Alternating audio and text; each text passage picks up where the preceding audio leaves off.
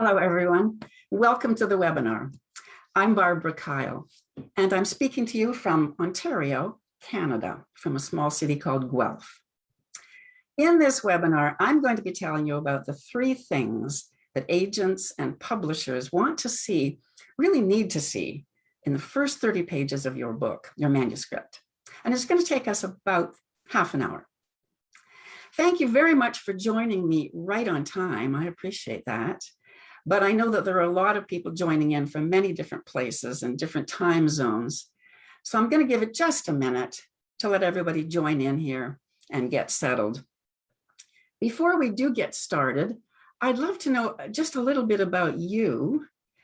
Could you tell me where you're joining in from? Do you see the Q&A box at the bottom of your screen? If you click that Q&A box, then you will be able to type in anything. And what I'd like you to do is just type in where you are, where you're joining in from. It'll be great for me to see that. Okay, I can see a lot of people are telling me where they are. We have Mark in Dallas, Texas. Catherine is in West Covina, California. Dale in Odessa, Florida. Cynthia's in Palm Springs, California. Laura in Chilliwack, BC. BC is where my husband's from. James is in Woodbridge, Virginia. Theodore is in Woodstock, Georgia. Anne in Victoria, British Columbia. Stella in Montreal. Catherine in Cleveland, Ohio. Oh, this is great. We have people in Wisconsin, New York, Washington, California. Lots of folks in California. It's a big state. Colorado, Minnesota. Thank you very much. I can see that you're all letting me know, and it's wonderful to see. It looks like we have people from right across the continent. And I know that just from the registrations, there have also been people who registered from the United Kingdom and Spain and Germany. So it's just great to see you all here. Thank you for letting me know. I'll close that box right now. Good. I will take your questions, but I will take them at the end of this session. As I say, the webinar is going to be about half an hour, and I'll take your questions at the end of it. But please feel free to type in your questions at any time into that Q&A box. Sometimes it's good to type a question while you're thinking of it, so maybe you don't forget it. And then, as I say, when I'm finished my talk for this webinar, then I'll have a look at your questions. Okay, so let's get started with the three things that agents and publishers need to see in the first 30 pages of your manuscript. Let me make one thing absolutely clear, first of all. There are no rules in writing, okay? Every rule that has ever been proposed has been broken by some writer somewhere to very good effect. So there are no rules in writing, but there are principles that have shaped the art of storytelling for centuries. And so it behooves us as writers to be aware of these principles so that we can use them strategically to make our stories really compelling. You know, a rule says you must do this, but a principle says this works, and it has worked through all of remembered time. So as I say, it's good for us writers to understand these principles, and these are what I love to teach also. Years ago, many years ago, when I was just starting to write seriously, my mentor was Marian Fowler, author Marian Fowler. And she used to say, there is only one rule in writing: thou shalt not bore. Good advice. Marian was the writer in residence at the small library in the rural community where I used to live then. And she's the one who got me started really on my writing career by critiquing my very first short story. It was pretty bad at first, that story, but with Marian's help, I rewrote it and rewrote it and rewrote it, just as I'm sure you're doing with your work right now. And finally, it was in good shape, and it actually went on to win a contest, which made me very happy. And since then, as I say, that was years ago, but since then I've had 10 novels published by major publishers in New York, and over 500,000 copies of my books have been sold around the world. But it all started with that first short story. And I'm so grateful to Marion for opening my eyes to what was possible and what was necessary as far as learning about writing. I think every writer needs a mentor. And that's why I really enjoy, why I really like, as they say, paying it forward, just as Marion was doing with me. Okay, let's have a look now at the 3 crucial elements that need to be in your book's first 30 pages. I'm going to right now just share my screen with you.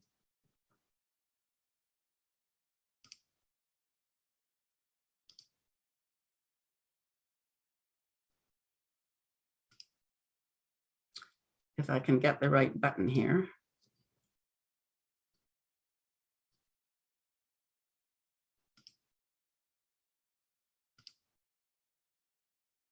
Has that worked? I hope you're seeing that. If not, I'm just going to move that dialog box down. Okay, so there's only one rule in writing, as I say, thou shalt not bore, and that's a good one for us to remember. The 3 things that agents and publishers need to see in your first 30 pages. And here they are. This is what we're going to talk about today. Number 1, a clear, inciting incident.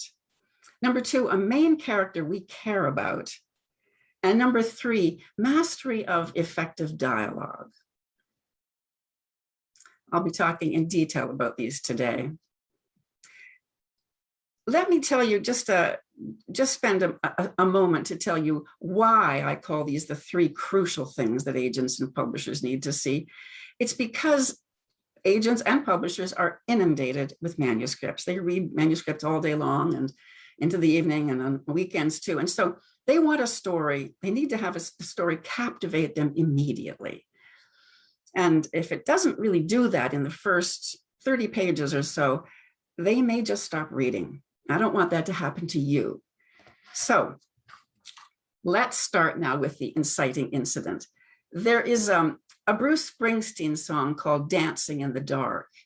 And it has this lyric, you can't start a fire without a spark.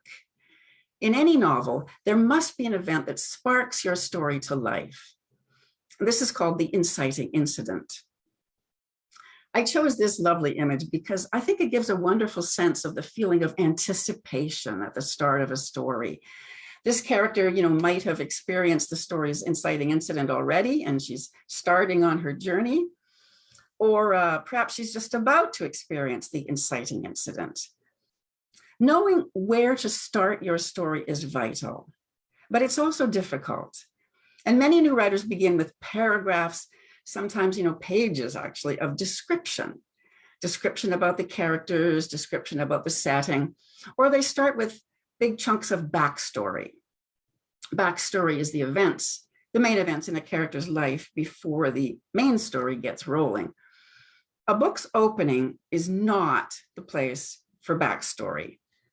And here's why. Readers cannot feel involved with a character until they see them in action. When I say in action, let me just check about what's happening here on my screen.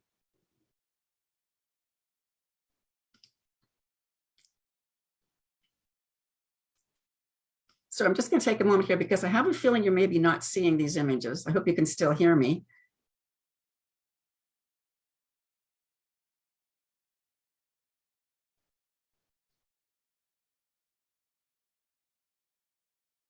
I'm just going to start this again and see what happens.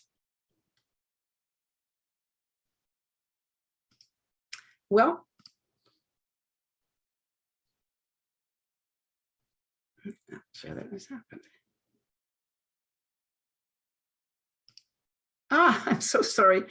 I was just got confused there with my own screen. Let me go back to sharing my screen if I can. If I can't, if I screw this up again, then I will just go on with my talk, which is the most important thing. Let me see if I can do this.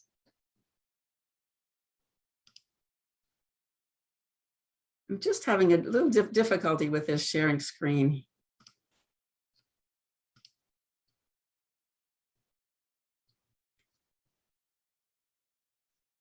Sorry about all this. I think I'm just going to, again, put that down.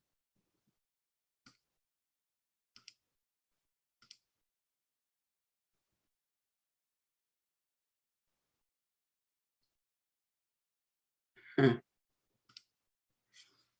think I'll just go on with my talk here because I'm not sure what's happening with my screen. I was telling you about the inciting incident. Readers need to care about a character right away. And that's why just description or backstory is not the best place to have to start your story.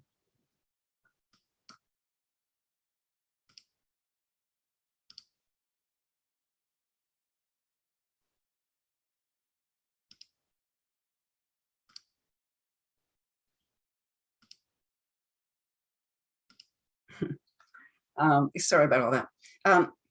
So whether you're writing a mystery or a romance or a thriller or sci-fi or YA, whatever you're writing, you want to start your story with an event in which the reader can feel engaged and really care about what's happening to your main character.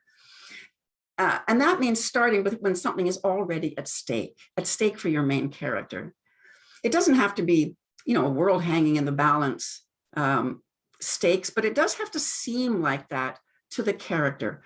For example, the opening page, the opening paragraph of Maeve Binchy's novel, Scarlet Feather, introduces the main character, Kathy Scarlet. She has just opened her catering business, and she desperately wants to make a success of it. So on page 1, she is on her way to cater the New Year's Eve party for her mother-in-law, who is very wealthy, very powerful, and who does not approve of Kathy. So she looks down on Kathy because Kathy is the daughter of her maid. So Kathy is well aware of what she is up against with her mother-in-law. Her mother-in-law's antagonism can really break her and certainly destroy her fledgling business. So success this night is vital to Kathy, and that's on page 1. Right away, we know that Kathy is involved in something that she cares deeply about, and therefore we care because we want to know what's going to happen. The point is, as I say, right away, the character is engaged in something that matters to them. And then once you've established that, then the inciting incident can occur. I like the phrase inciting incident because it suggests that necessary spark that starts a story. An event occurs that incites the character to take some kind of action. That's why the phrase inciting incident is so helpful. Because that word incite implies action, a writer can't, as writers, we can't fool ourselves that description or backstory constitute an inciting incident. They do not. So what does make an inciting incident? Well, here's a definition. The inciting incident is the event that throws your main character's world out of balance. The inciting incident is the event that throws your main character's world out of balance. So what that character does to try to regain balance in their life forms the story. A person's life can be, of course, horribly upset by a murder or a call to war or by getting fired. These would all certainly upset the balance of a person's life. But the event does not have to be a negative one, not at all. Someone's life could be definitely upset by winning the lottery, right? Or getting married, or going on a first date that changes their life. There was an author many years ago who was very, very good at this, creating inciting incidents. You may have heard of him. His name was William Shakespeare. In Shakespeare's play Hamlet, the inciting incident occurs in scene 4, and the first 3 scenes are very, very brief.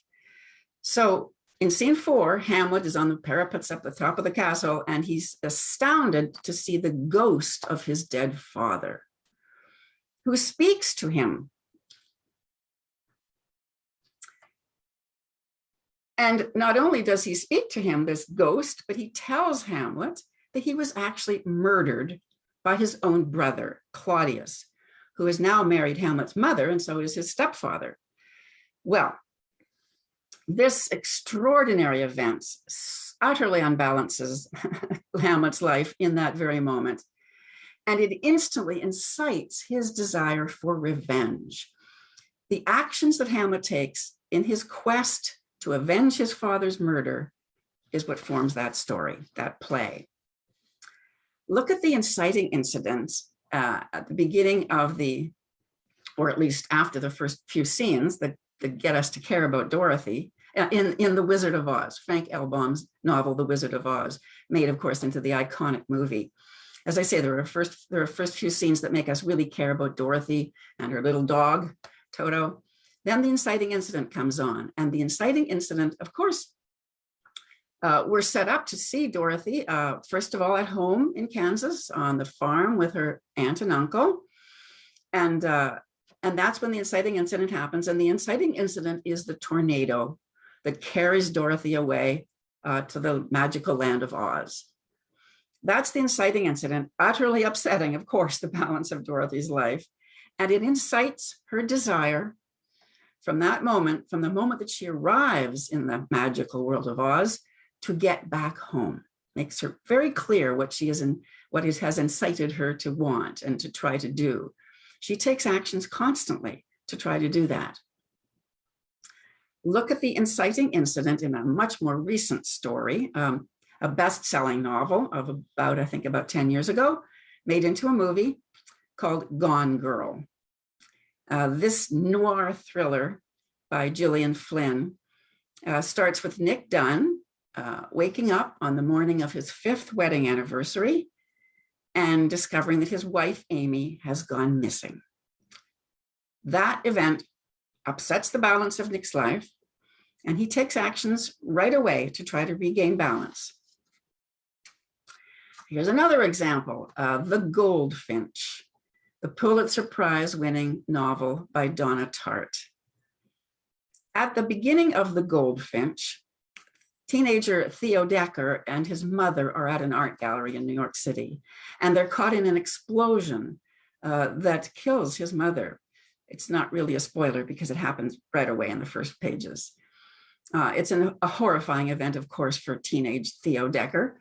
And in that utterly dreadful and disorienting moment that completely upsets the balance of his life, he grabs a painting off the wall. I have a feeling it's just a sort of sense that he wants to be reconnected with his mother somehow, whom he adores. And by grabbing that painting off the wall in that moment after the explosion, it's an event, it's an action that he takes that will haunt him through all the pages of this huge novel, this huge story. Try to have the inciting incident of your story happen as close to your story's opening as you can, but don't rush it. It doesn't have to be on page 1. The important thing is, I say, that we care about your main character right away, involved in some kind of action, just like Kathy Scarlett was, or Dorothy at home and on the farm. And then when the time is ripe, bring in your inciting incident.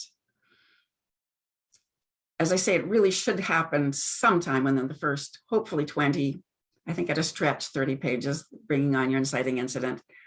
If you write a powerful inciting incident, then it must follow as the night the day, that your character will lead you headlong into their conflict, into their world, and into a very compelling story. So that's the first essential element that agents and publishers want to see in your first 30 pages, a clear inciting incident. The second essential element, and that really needs to be in your first 30 pages, is all about your main character. Their struggle drives your narrative. So your goal is to create a main character, as I say, that the reader will care about. How do you accomplish that? How do you create an engaging hero or heroine, a person who causes the events of a stirring story?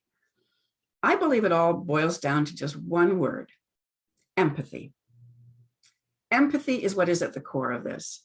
It's about creating an emotional response in the reader, because emotion is how we understand things deeply, how we remember things.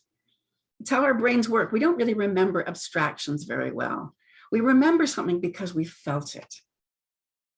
I think that actually we humans are not thinking creatures who can feel. We are feeling creatures who can think sometimes, and often not very well. Anyway, the most important characteristic of your protagonist, therefore, is that they elicit the reader's empathy. They don't necessarily have to elicit our sympathy. What's the difference? Well, Sympathy means I feel for you, but empathy means I feel with you. I identify, I understand. Sympathetic can also mean likable, but empathetic means like me. It means that deep down in that person, even an unlikable character, the reader recognizes a core of shared humanity. So it's not necessarily about being likable. We empathize for very, very personal reasons. A really good example of this is from a blockbuster novel several decades ago, made into an iconic film, The Godfather. The iconic first film, and then its spin-offs too, its sequels. Don Corleone is the Godfather in this novel and in the movie, of course. He's a mafia boss in the movie, and he is not what you would call a nice person. He, as a mafia boss, he bribes judges and he buys politicians. He has people murdered, and yet we care about him. Why? How does author Mario Puzo in the novel accomplish that? How does he make us care? It is because this author very skillfully shows Don Corleone to us in a way that will make us care. At the book's very beginning, we see him as a devoted and loving family man. He's a father to whom family is paramount. And so we instinctively warm to that. We can identify with that. Second, Puzo shows us that Don Corleone uses violence only when he is pushed to do that, after he's been hurt first. And we instinctively forgive him for that. We can, as I say, identify, hurt me and I'll strike back too. And third, we never see Don Corleone hurting anyone. He does all of his dark deeds off stage. And so although we know as readers intellectually that he uses violence and terrible violence, we don't actually see it. And so we don't feel it. Whereas we are shown very graphically the violence that the Don's enemies do to him and his family, the people he loves, like when his son Sonny, is gunned down. That we see in gory, graphic detail. And so we feel the Don's pain and his grief. We empathize. Another really fine example of a character who is not especially likable, but who definitely elicits our empathy is Scarlett O'Hara, the heroine of Margaret Mitchell's big Civil War saga, Gone with the Wind. This book has now lost favor because of its underlying racism. And I think that's an important and a very necessary social development. But nevertheless, a study of the artistic creation of its heroine by Margaret Mitchell can still inspire us as writers, just on a purely technical level. When Gone with the Wind opens, Scarlett is a vain and spoiled, selfish girl. I think she's about 16 years old. But she is someone that the reader comes to care deeply about. So how does Margaret Mitchell, the author, accomplish that? Partly it's because we get to see Scarlett's passion so deeply. Even if we don't approve of her, we understand her. We get her being in love almost to the point of obsession because, well, most of us have been in love. But right from the start, our empathy for Scarlett begins because other people, truly good people, feel real affection for Scarlett. Mammy likes her. Scarlett's father loves her, and so does her saintly mother. Even Melanie has warm feelings for Scarlett. And so the reader feels a sort of a natural human response that if these other good people like this girl, there must be something about her. But perhaps the most important thing is that we feel along with Scarlett because she is such a forceful, willful person. There's not a moment in this great big saga when Scarlett is passive. Scarlett inevitably takes action. Eventually, we get to know Scarlett almost as well as ourselves, and that creates the greatest empathy. But long before that, even when she is utterly selfish and scheming, we can't help admiring her because she's just so incredibly determined. There are some ways that you can create instant empathy for your main character. Let me tell you about 5 ways that you can create instant empathy for your main character. First, make her good at her job. You know, whether she's a music teacher or a spy, a Renaissance painter, a criminal lawyer, an astronaut, whatever. We all admire a person who just does their job well. The second way you can create instant empathy is to give him a sense of humor. I don't mean he's a stand-up comic or even that he's making wisecracks all the time. I mean just that he's someone who can smile about life. We all warm to such people. Third way third technique that you might use to create instant empathy is to make her the victim of undeserved misfortune. You know, she's fired in a corporate cutback, or ridiculed for her appearance, or loses a loved one. Ridiculed for her appearance. Remember Stephen King's novel, Carrie? Carrie was ridiculed at school, and she responded in an unforgettably scary way. The fourth way that you might create instant empathy for your main character is to put him in physical jeopardy. You want to be careful about this because you don't want him to be a passive victim. We may feel sorry for him, but to really engage us and to make us feel empathy, he's going to have to take action to get himself out of jeopardy. And number 5, and the 5th technique you might use to create instant empathy is to just give her everyday foibles and flaws. She forgets people's names. She gives webinars where she can't figure out the buttons to use to share her screen. She trips on the same step every time, whatever. Giving her everyday foibles and flaws will humanize your character.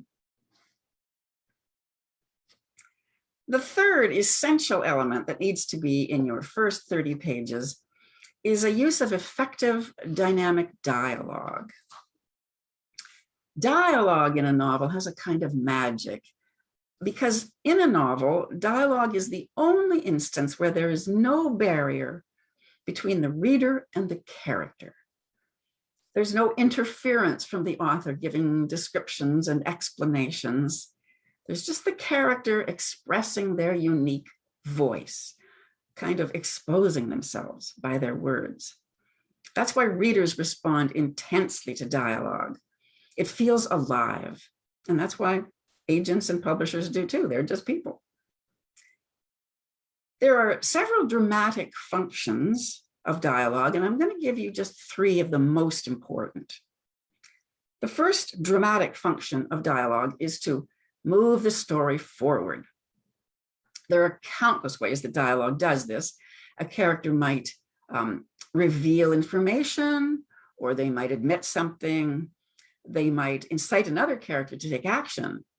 They might make accusations, or they might lie, or defend themselves, or argue their reasons. They might distract their listener. You know, the possibilities, of course, are endless. The point is that all stories are about conflict. And remember, by conflict, I don't mean combat. Conflict does not mean combat, doesn't mean fighting. It just means problems. What problems does your main character face in trying to get whatever it is they want? So good dialogue will always add some degree of tension, whether minimal or moderate or extreme, depending on the scene. The second important dramatic function of dialogue is to establish relationships. People speak differently to different people. For example, if you were going to tell your 13-year-old niece about something that you learned today from this webinar, you would use words very different from than if you were telling a fellow writer, wouldn't you? Relationships take on a unique life through dialogue. And knowing this, you can use passages of dialogue strategically to highlight the characters' relationships.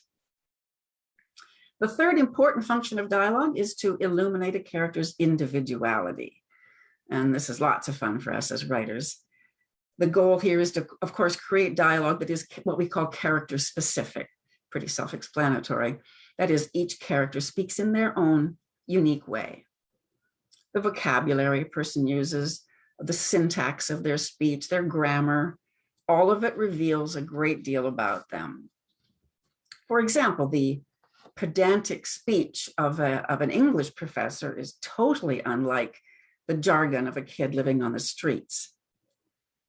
I mean, look at just the different ways that people might say, might express just simple agreement. Someone might simply say, yes.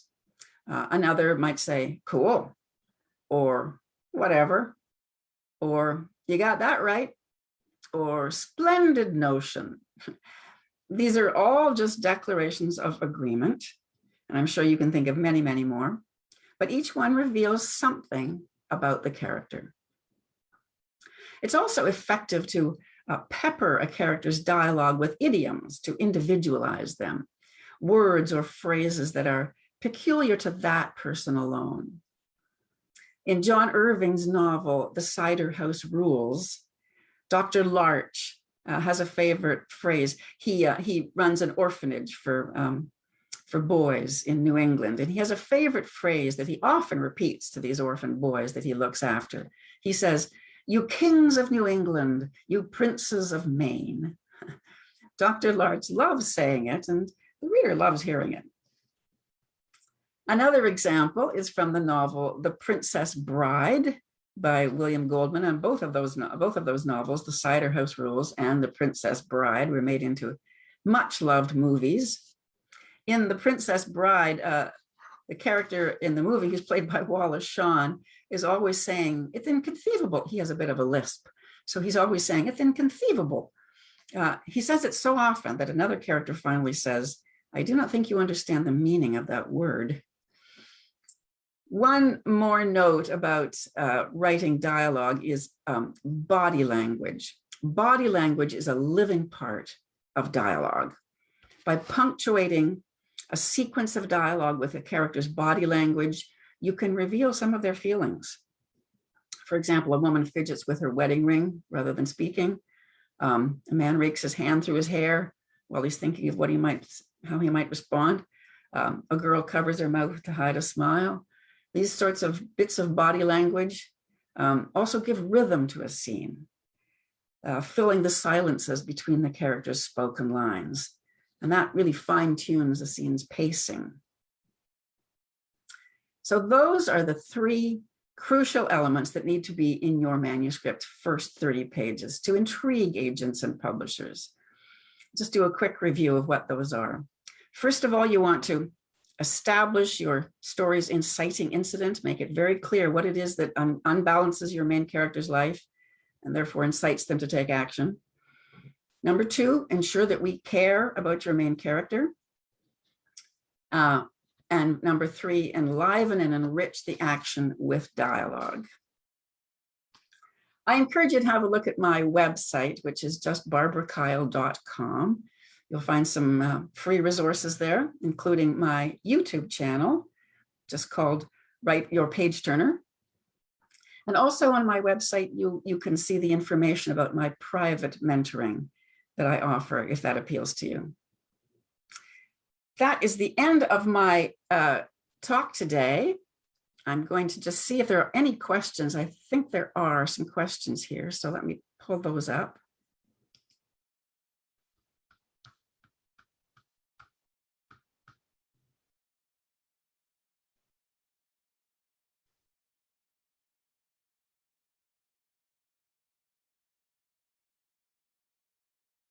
I'm seeing a lot of you responding to not seeing the screen share. I'm so sorry about screwing that up, but I hope you at least heard my remarks, which is the most important thing. Lots of you were saying, yeah, I can't see the screen share. Hearing you just fine, though, Pamela says. Thanks for letting me know that, Pamela.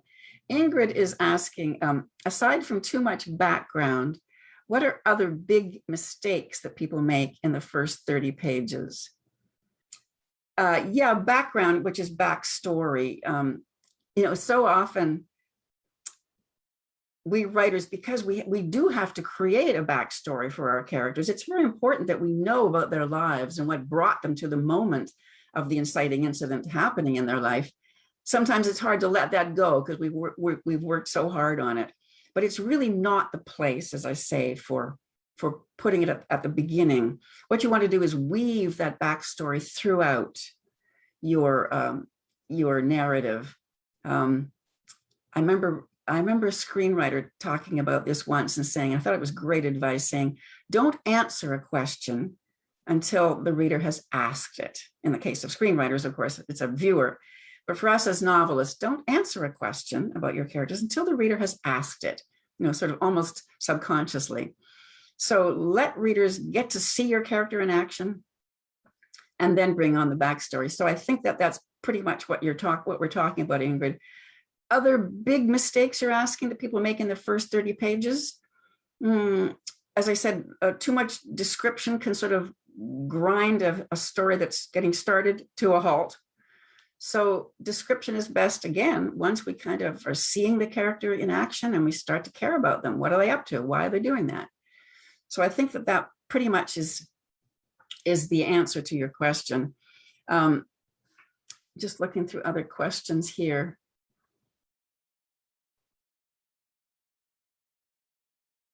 Do writers always write, this is Stella asking, do writers always write the structure of the whole books or some plots first? Good question, Stella. It's a question I think about planning out the novel, right? Writers work very, very differently. Some writers do not do any kind of outlining for their novels. I am a big proponent, a big cheerleader of doing an outline. In fact, in my book, which is just called Page Turner, have a look at my book, you'll see that I have a whole chapter about outlining. I call it storylining because I think it's so important that we always remember that we're telling a story. I think it's extremely important. And the reason it's so important is that it saves you, the writer, an awful lot of time and grief. Sometimes we can spend, people who are coming to a first novel, especially, they will spend, sometimes a whole year writing their first draft, and then they will realize that it needs a whole lot of work and they have to start from the beginning, get rid of a lot of dead wood, and that can be really demoralizing. And so I think it's extremely helpful for us as writers to take the time to write an outline. I call it a storyline. And as I say in my book, Page Turner, I give a lot of information about how to tackle it and how it can really, really help you. However, Stella, to answer your question, a lot of writers do not do it. I think Stephen King is pretty famous for saying that he does not write an outline. I think he probably works everything out in his head. Most of us cannot do that. It's really hard to hold a whole novel in your head. So an outline, a storyline can be so helpful. And as I say, I think save you a lot of grief. Christina says, the slides were not missed. The talk was great. Thank you very much.